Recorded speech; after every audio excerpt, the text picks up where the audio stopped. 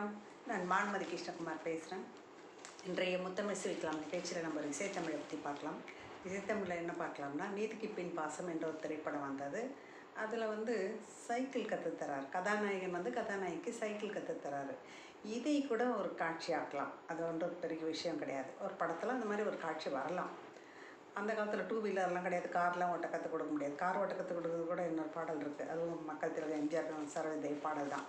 இதுலேயும் மக்கள் திலகம் எம்ஜிஆர் சரோஜதேவி தான் நடிச்சிருப்பாங்க. இது சின்னப்ப தேவரைக்கே படம், நீதிக்கு பின் பாசம் என்பது. அவங்க படத்தில் எல்லாமே ஒரு டீம் தான். அவங்க நான் ஏற்கனவே கூட சொல்லியிருக்கேன், எம்ஜிஆர் சரோஜதேவி தான்.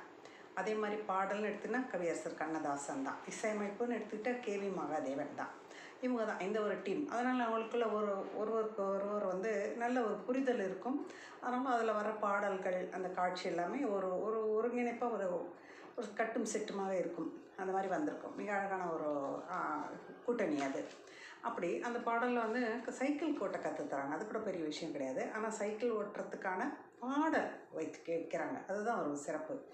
கவியரசர் கண்ணதாசன் அவர்கள் அந்த சைக்கிள் ஓட்ட கற்று தருவதற்கான பாடலை மிக அழகாக எழுதியிருப்பார். அதுக்கு பொருத்தமாக எழுதியிருப்பார். கேவி மகாதேவன் அவர்களும் மிக அழகாக இசையமைச்சிருப்பார். இப்படி இந்த ஒரு காட்சி கூட சிந்திச்சிருக்காங்கன்னும் போது ஆச்சரியமாக தான் இருக்குது.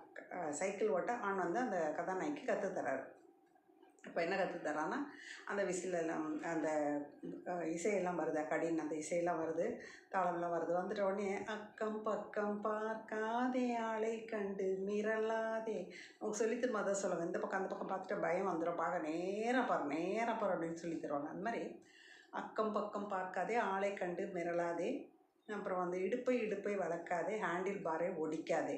இடுப்பை போட்டு வளைக்காதே. நம்ம அந்த சைக்கிள் ஓட்ட கற்று தரும்போது, ஓட்ட கற்று தரவங்களுக்கு ரொம்ப சிரமம். நம்மளோட முழு உடல் எடையும் அவங்க மேலே தான் சாயும். நமக்கு இந்த வண்டி பேலன்ஸில் நிற்காதப்போ ஒரு பக்கமாக அவங்க பக்கமாக சாயும், அதுவும் கஷ்டம். எதிர்பக்கமாக சாஞ்சு அவங்க நம்மளையும் சேர்த்து சைக்கிளையும் சேர்த்து பிடிக்கணும், அதுவும் ரொம்ப கஷ்டம். நமக்கு சொல்லித்தரது எவ்வளோ அவங்க தியாகம் தான் சொல்லணும். அதுக்கு நடுவில் தான் நம்ம வெயிட்டெல்லாம் சுமந்துட்டு அவங்க நமக்கு சொல்லித்தராங்க. இது பெரிய விஷயந்தான். அது அந்த வரிகள் இருக்கும். இடுப்பை வளைக்காதே, ஹேண்டில் பாரை ஒடிக்காதே. நமக்கு எதுக்கு பிரேக் பிடிக்கணும், எதுக்கு ஹேண்டில் பார் பிடிக்கணும்னே தெரியாது. சேர்த்து பிடிச்சி ஓடிட்டுருப்போம். அதெல்லாம் சமநிலைக்கு வரதுக்கே நமக்கு நாள் பிடிக்கும். ஆனால் இந்த பாடலில் கையை, அப்புறம் இவங்க பாடுறாங்க, கையை வளைக்காதே, கண்ணை கண்டு மிரளாதே. அவங்க நீ அக்கம் பக்கம் பார்த்து மிரள்றன்னு அவர் பாடுறாரு. இவங்க சொல்கிறாங்க, என் கண்ணு மிரள்றதுன்னு நினச்சி நீ மிரளாத அப்படின்னு. கையை வளைக்காதே, ஹேண்டில் பாரை ஒடிக்காதுன்னு அவங்க சொன்ன மாதிரி இவங்க கையை வளைக்காதே, கண்ணை கண்டு மிரளாதேன்னு இவங்க பாடுறாங்க. பாடிட்டு பைய ஒதுங்காது, நீ பாட்டுக்கு ஒதுங்குதையும் போனால் எனக்கு பிடிச்சிக்க கிரிப் இல்லாமல் இருக்குது, நீ பக்கத்துலேயே கூட என்னை விட்டுட்டு போயிட போகிறேன் அப்படின்னு நம்ம சொல்லுவோம் இல்லையா. என்னை விட்டு போயிட்டதுன்னு சொல்லிகிட்டே தான் கற்றுப்போம். அதே மாதிரி பள்ளம் பார்த்து போகாதே, எனக்கு பேலன்ஸ் தப்புது, எனக்கு பயமாக இருக்குது அப்படின்னு, அவங்க விழுந்துட போகிறோன்னு பயமாக இருக்குன்ற மாதிரி அந்த வரிகள், அந்த மாதிரி வரிகள் வச்சு கவியரசர் மிக அழகாக எழுதிப்பார்.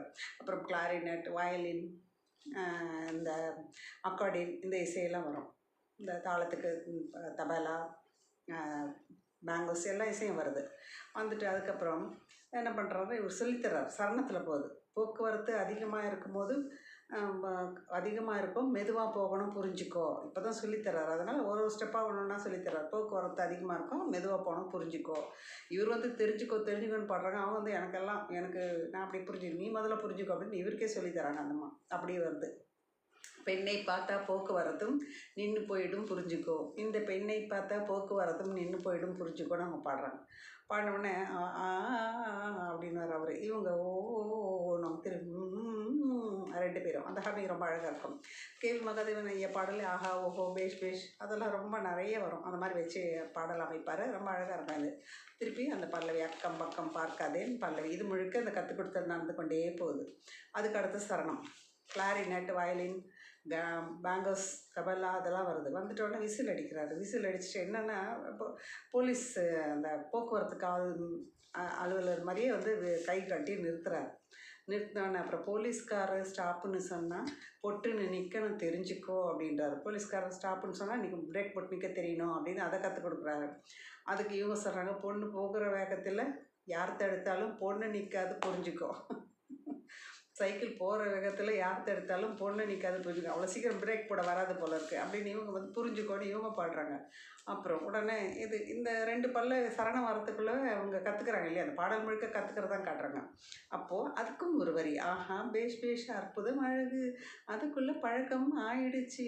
ஆஹா பேஷ் பேஷ் அற்புதம் அழகு, அதுக்குள்ளே பழக்கம் ஆயிடுச்சு.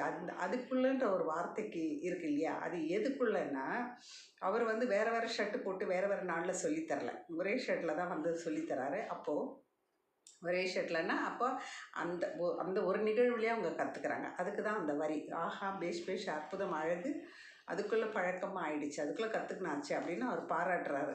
பாராட்டினோடனே அப்புறம் இந்த ஐயா அருகில் இருந்ததுனாலே ஆபத்து இல்லாமல் போயிடுச்சுன்னு பாடுறாங்க. திருப்பி இந்த ஐயா அருகில் இருந்ததுனாலே ஆபத்து இல்லாமல் போயிடுச்சு.